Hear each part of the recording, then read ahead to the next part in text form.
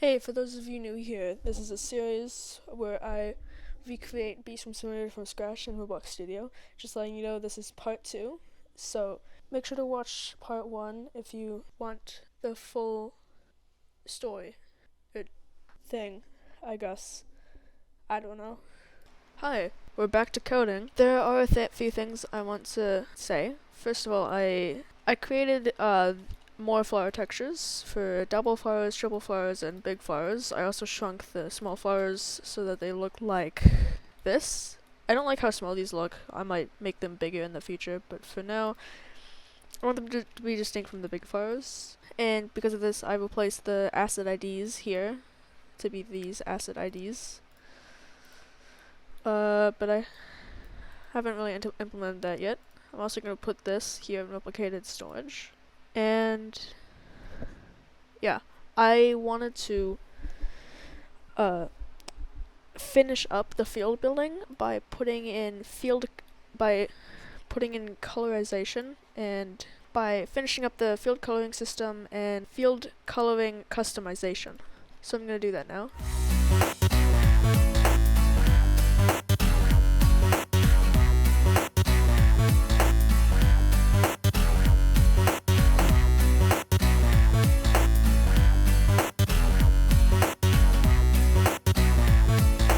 Okay, now we have more variety, the different flower types. The next thing I'm going to want to do, and probably also the last thing I'm going to want to do, is put more customization in here. I'm going to do this in kind of reverse order. I'm going to start by going into fields. Let's say field 1 here. Let's put values in this. Value. Let's do integer value. Red weight.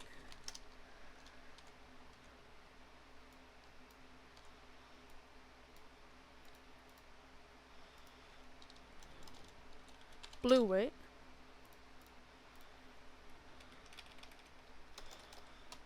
And yellow weight. Actually, for now I'm just gonna worry about color. We'll do the rest later. So let's do red, blue, and yellow weight. So what we're gonna want to do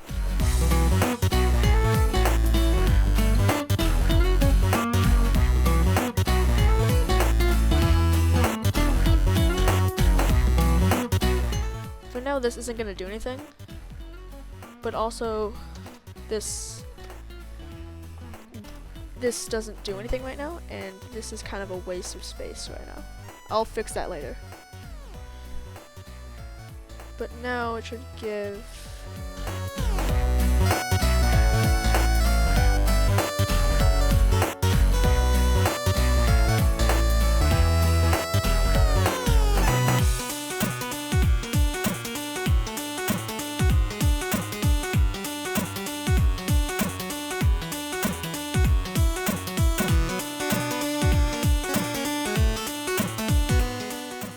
Okay, so we have that now.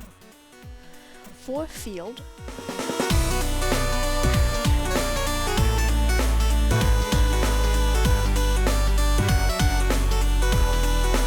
there. So now it's some now it's slightly customizable. Now I have it so that you can customize these things. I have this working. And now I will go ahead and take this and implement it in a cleaner way.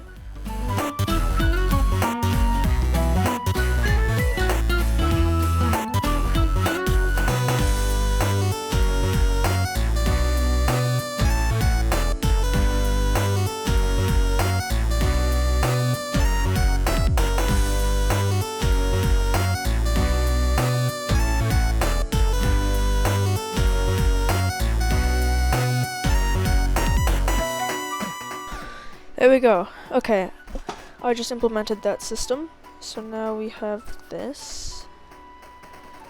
And now I'm going to implement the size system into here. I will set big weight to 50 or 25, while all the other ones are at 5.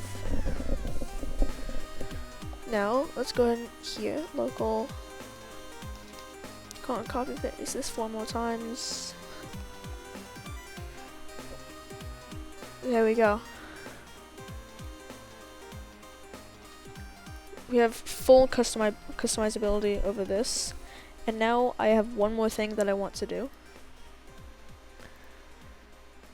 We have this file scripts in here, field builder. And I want to make a new script, field customization.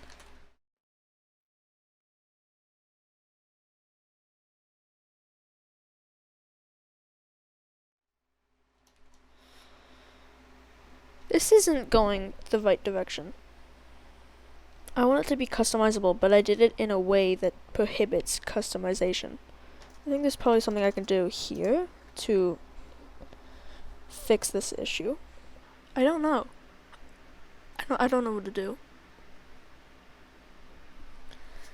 Also, it's midnight. I'm gonna go to bed.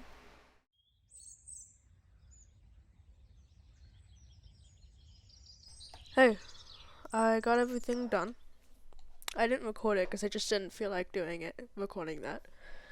But I got the customization fully complete. If we look over here, don't worry about these. I was testing. I finished this script. So basically what it does, first of all, when making a new field, I gotta remember to update this data table. I gotta remember to update the data table to include the new field. This here is the data table. This whole thing. Whenever I add a new field, I wanna add the name of the field in brackets here equal to curly brackets and then white weight, red weight, blue weight, size weights, just like this.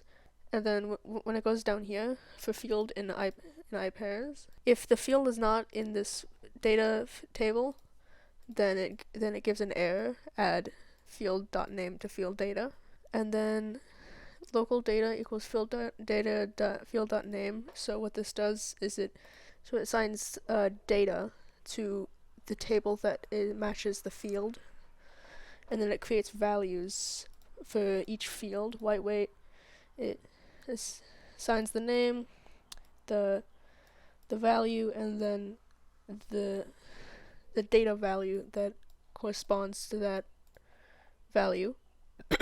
Also, I'm sick, in case you're wondering why if I sound different. So that's how that goes. I also added comments to this script to explain how the script works. Finds the field weight for each flower property by waiting for the values to appear in here. So for example, when I click play and I go to fields, the values are here. But if I stop, they aren't, because what this script does is it creates them. I gotta fix this. This right here is wrong. And then once all that is done, it sets the transparency of the field to invisible. So like this here, you don't wanna see this gray box. So when it does this, it makes it invisible. So let's say if I go and take you, let me go ahead and take this right here. Oh wait, no, I'm stupid. Test field 2. And I try and move it. You see it's invisible. It just does that. These gray boxes are just so I can see where the fields are when I'm looking at the game right here in the game building mode. So yeah, that's how all that works. Real quick, I'm just gonna go ahead and fix this right here. It's a really simple fix, but so what happens right now is, since the Y position is always set to 1, no matter where I put this field, it's always going to spawn on the floor. And that's probably not good, as if I'm making Beast from Center game, I probably want some mountainous heights. So that's not really that good. I'm just going to go and fix that right now.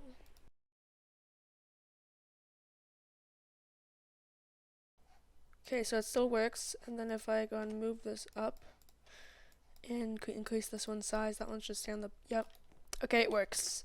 So now what it does to find the the Y position right here. This right here finds the position of this bottom face, and it adds 1 to that. Anyways, now that this works, just to demonstrate this, you see this right here. If I change big weight to let's say 1, hey look, there's a lot more triple flowers in there. If I change small weight to 10, hey, there's a lot of small flowers in there. Change this to 10, there's a lot of white flowers in there.